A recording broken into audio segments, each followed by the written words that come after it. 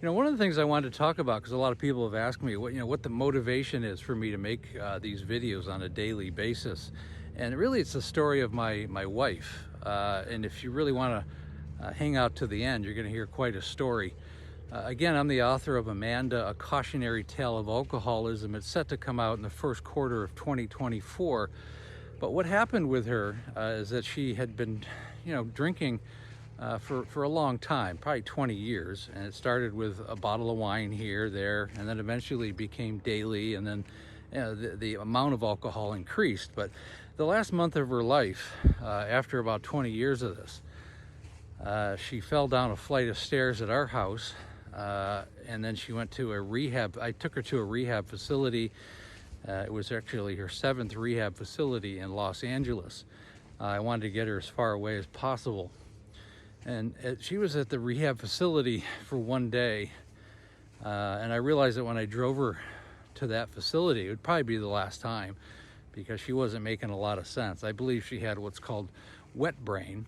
And what that is, it's a form of dementia for alcoholics that have been drinking for a number of years. Your speech is completely slurred. Your mind is completely foggy. You're not really capable of legible conversation. Things like this.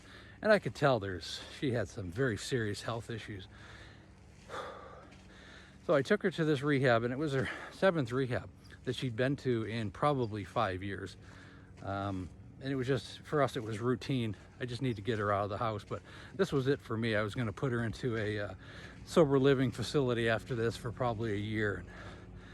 I was ready to part ways, to say the least. She was in the facility for one day, not even a day. I dropped her off at about 4 o'clock in the afternoon, and 10 o'clock the next morning, I had this panic phone call from the rehab facility that she had fallen down the flight of stairs. I don't know why they weren't watching her. At the time, I didn't really think that much of it. She'd fallen down the stairs at our house many times, but a week went by and I just figured they would just take her back. But then I got a phone call. She was at the UCLA hospital.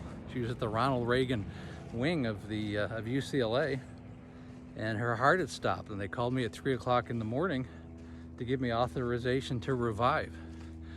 And I was like, what are you guys talking about? Isn't she in the rehab?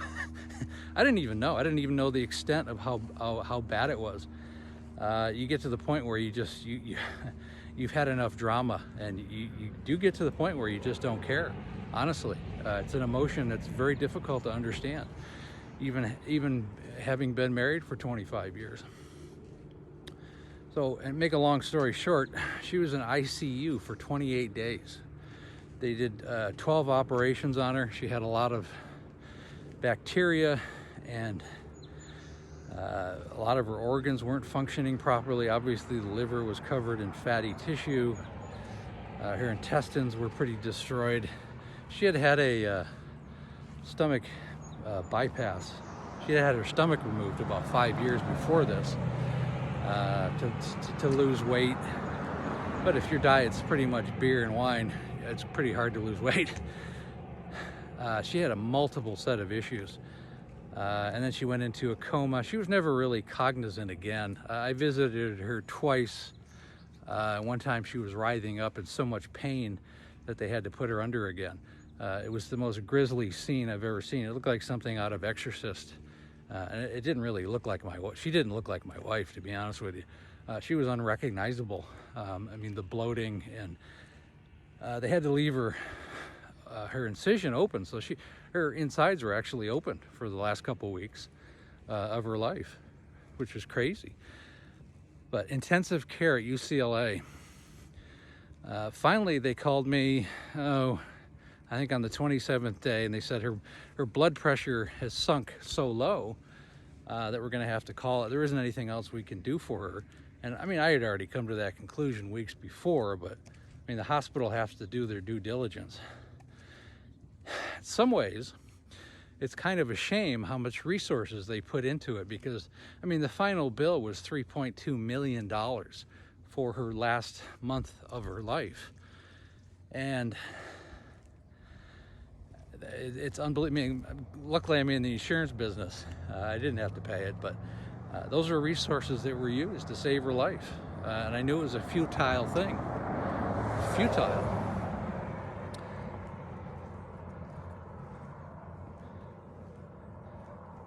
So that's my motivation. I don't want people to have to go through such a horror. It's a horror on a scale that few people understand unless they've been through it. If that makes sense, like and comment, share. The book is even in great detail. I don't want to leave anything out. I want to help people. I want other people not to have to go through this problem. I hope that helps. We'll talk to you again. And thanks for listening.